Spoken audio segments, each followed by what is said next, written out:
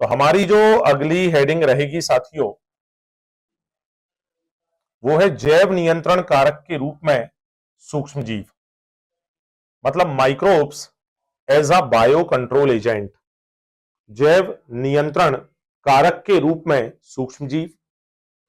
बोले सर इसकी जरूरत क्या है? तो असल में मनुष्य जो है वो पादप रोगों व पादप के जो पीड़क हैं उनके नियंत्रण के लिए रसायनों का उपयोग कर रहा था, रासायनिक पीड़कनाशी का। यदि कोई रोग जीवाणु से हुआ है तो जीवाणुनाशी, कवक से हुआ है तो कवकनाशी। तो इस तरह के जब रसायनों का उपयोग कर रहा था तो बहुत सारी जो समस्याएं थी, एक तो समस्या ये रसायन बड़े महंगे थे। दूसरा है कि यदि ये रसायन हमें सस्ते में भी मिल जाएं तो इन रसायनों का मृदा पर, जल पर, उस पादप पर जिस पर हम इसका छिड़काव कर रहे हैं, साथ ही साथ उन जीवों पर भी विषैला प्रभाव है जो जीव इस पादप पर निर्भर कर रहे हैं। अतः हमारी वर्तमान में आवश्यकता है कि हम पादप रोगों व पीड़कों का नियंत्रण इन रासायनिक तरीके से ना करके सूक्ष्म जीवों के द्वारा या जैव वैज्ञानिक विधि का प्रयोग करके कर लें। तो हमें यहां पर आज के इस लेक्चर में उन जैव वैज्ञानिक विधियों को सीखना है जिनके द्वारा हम पादप रोगों अथवा पीड़कों का नियंत्रण करने वाले हैं। तो बेटा एक होता है ऑर्गेनिक फार्मर। ऑर्गेनिक फार्मर वो है जो अपने खेतों में रसायनों का प्रयोग नहीं करता। तो ऑर्गेनिक फार्मर इन रोगों से, इन पीड़कों से बचने के लिए रसायनों के प्रयोग के स्थान पर प्राकृतिक परभक्षण का उपयोग करता है, नेचुरल प्रीडेशन का उपयोग करता है। नेचुरल प्रीडेशन का यहां पर मीनिंग है कि जिस तरह से शेर जो है वो हिरन को मार के खा लेता है, जिससे हिरन की संख्या मेंटेन रहती है, उसी तरह यदि कोई ऐसा पीड़क जो हमारी फसलों को नुकसान पहुंचा रहा है और हमें उसका परभक्षी पता चल जाए, हमें उसका प्रीडेटर पता चल जाए, तो हम उस प्रीडेटर को हमारे खेतों में इंट्रोड्यूस करा देंगे। वो फसल को नुकसान पहुंचाने वाले हानिकारक पीड़क को मारेगा और हमें किसी रसायन की आवश्यकता नहीं पड़ेगी। क्या ये कंसेप्ट क्लियर हो रहा है कि जैव नियंत्रण की विधि में हम रासायनिक पीड़कनाशियों के स्थान पर जैव वैज्ञानिक नियंत्रण विधि का इस्तेमाल करेंगे, प्राकृतिक परभक्षण का इस्तेमाल करेंगे, क्योंकि ऑर्गेनिक फार्मर का मानना है इस पृथ्वी पर जितनी अधिक किस्में, जितनी अधिक जातियां होंगी, ये उतनी ही ज्यादा स्थायी होगी। इसका स्थायित्व बहुत जरूरी है। अब जो लाइनें मैं यहां बोल रहा हूं वो ध्यान से सुनना। ऑर्गेनिक फार्मर का मानना है कि कीट जिन्हें हम पीड़क कहते हैं उन्हें उन्मूलित करना सही नहीं है, बल्कि उन्हें नियंत्रणीय स्तर पर इस कंपायमान पारितंत्र में बनाए रखना होगा। क्योंकि यदि आप उन कीटों को पूरी तरह से नष्ट करने लगे तो पृथ्वी पर जातियां क्या होने लगेंगी? कम। और जातियां कम तो स्टेबिलिटी क्या हो जाएगी? कम। तो जो कीट हैं जिन्हें हम पीड़क कहते हैं, उन पीड़क को हम पूरी तरह से उन्मूलित ना करें, उन्हें पूरी तरह से इरिडिकेट ना करें, इसके बजाय उन्हें नियंत्रणीय स्तर पर एक जीवित व कंपायमान पारितंत्र के भीतर संतुलन व जांच के जटिल तंत्र के दौरान उनको हम यहां पर बनाकर रखें। तो ओवरऑल उसका कहना यह है कि कीट या पीड़क इसको आप पूरी तरह से नष्ट मत करो, पूरी तरह से इरेडिकेट मत करो। आप इन कीटों को नियंत्रणीय स्तर पर बनाकर रखो कि भाई जिससे ये कीट हमारी फसल को समूल विनाश ना करें, फसल का बहुत ज्यादा नुकसान ना करें। अच्छा, यहां हम एक और इंटीग्रेटेड मैनर में अपनी सोच को डेवलप करते हैं।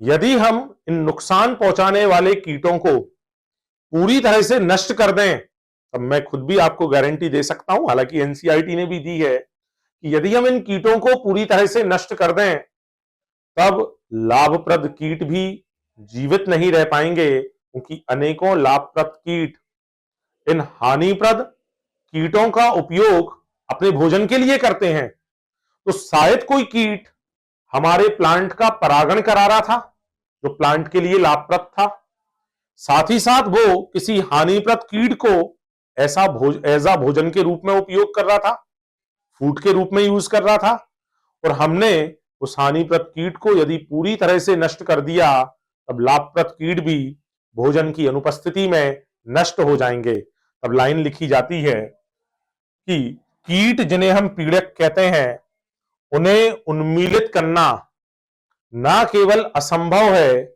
बल्कि अवांछनीय भी है। ये मैंने यहां अंडरलाइन कर रखी है। कीट जिन्हें हम पीड़क कहते हैं, उन्हें उन्मूलित, उन्हें खत्म करना ना केवल असंभव है। यदि कोई क्वेश्चन पूछे सर यदि संभव हो जाए तो आंसर होगा वो अवांछनीय है। आपको ऐसा काम नहीं करना, क्योंकि इसके बिना लाभप्रद परभक्षी व परजीवी कीट जीवित नहीं रह पाएंगे जो पीड़कों पर अपने पोषण के लिए आश्रित थे। यहां पर हम जैव नियंत्रण के लिए जिनका यूज करने वाले हैं, उसमें हमारे पास में एक बीटल है जिस पर रेड व ब्लैक मार्किंग्स हैं। ये बीटल एफिड्स के खिलाफ हमें एक प्रतिरोध पैदा करके देते हैं। ये एफिड्स के लिए परभक्षी हैं। एक ड्रैगन फ्लाइज होती है जो मॉस्किटोज के लिए परभक्षी है। इसी जैव नियंत्रण में यदि हम बात करें बैसिलस थ्यूरीजिएंसिस की, बेटा बैसिलस थ्यूरीजिएंसिस के जीन का इस्तेमाल करके जो बीटी कॉटन बनाया वो तो मैंने बायोटेक्नोलॉजी में पढ़ा दिया, लेकिन इस बैसिलस थ्यूरीजिएंसिस जीवाणु के ड्राई स्पोर, शुष्क बीजाणु मार्केट में थैली में उपस्थित हैं। ठीक है, इनका छिड़काव हम सरसों के पादप पर व कुछ फलों वाले पादपों पर कर देते हैं। अब होगा ये, जब कीट इन पादपों की पत्तियों को खाएगा, इन बीजाणु में मौजूद निष्क्रिय विष उन कीटों की आहार नाल में पहुंचकर सक्रिय विष में बदल जाएगा। मध्य आहार नाल की उपकला कोशिकाओं से जुड़कर उनमें छेद पैदा करेगा, उनमें लाइसिस होगा, उनकी कोशिकाओं को फोड़ देगा और फाइनली कीट की मृत्यु हो जाएगी। इस तरह बिना रसायन का छिड़काव किए भी हमने कीटों के प्रति यहां पर एक प्रतिरोध डेवलप कर दिया। बेटा VIMP है, एक कवक है जिसका नाम है ट्राइकोडर्मा।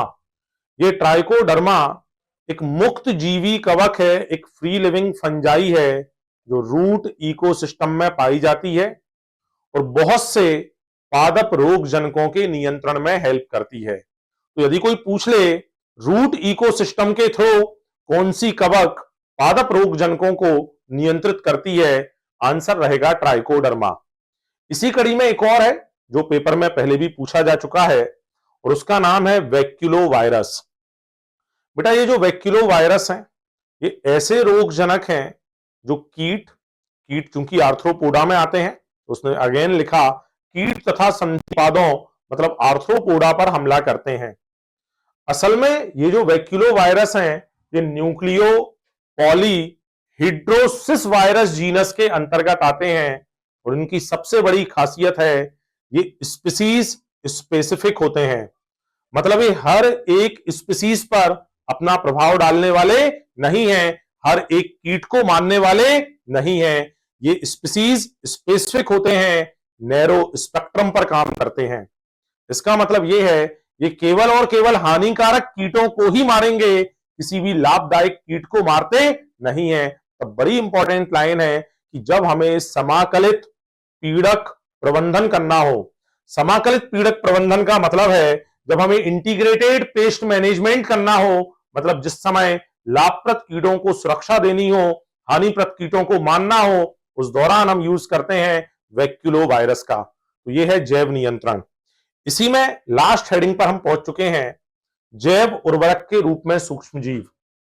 बेटा मैं आपको बता दूं, आपको भी इसी स्पीड के साथ बायोलॉजी को तैयार करना होगा, क्योंकि बायोलॉजी में हमारी वास्तव में डिमांड क्या है एग्जाम से, बायोलॉजी के पेपर से हमारी डिमांड यह है कि वो एग्जाम हॉल में कम से कम समय ले और वो वहां हमें ज्यादा से ज्यादा रिजल्ट दे। हम नंबर चाहते हैं 360 आउट ऑफ 360 और टाइम देना चाहते हैं बायोलॉजी के पेपर को वहां 45 to 60 मिनट, और बेटा इतना ही समय देना है। इसलिए बायोलॉजी को आपको इसी लेवल पर याद करना होगा जिस लेवल पर मैं आपको समझा रहा हूं। आप बार बार एक बार तो इस लेक्चर को देख लें, उसके बाद इसके ऑडियो को, इसके वीडियो को डाउनलोड करके आपको जब भी समय मिल रहा है, हर 2 से 3 या 4 दिन बाद आप 15-20 मिनट का समय देके सिर्फ ऑडियो को सुने। ऑडियो को सुनने से ये जो मैं बोल रहा हूं बार बार चीजों को, आपको चीजें याद होंगी। आप मान लीजिए अपनी कोचिंग से कहीं हॉस्टल जा रहे हैं, उस दौरान अपने कान में अपना ईयरफोन लगाएं और इस ऑडियो को सुने, बहुत फायदा होगा।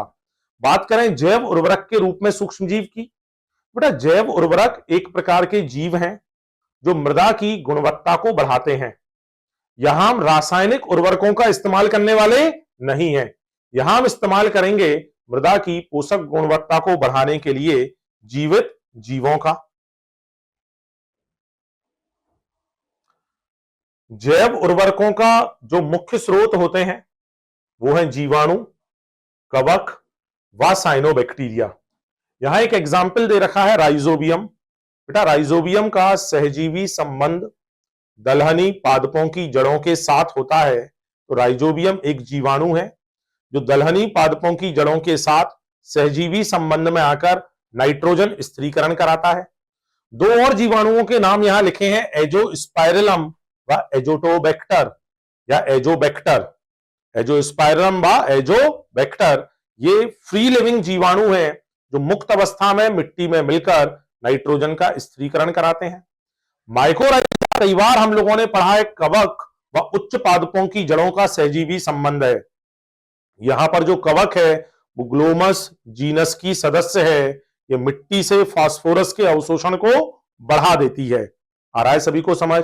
वह कुछ ऐसे जैसे कि मूल वातोड़ रोग जनक के प्रति प्रतिरोधकता देती है, लवण व सूखे के प्रति सहनशीलता देती है।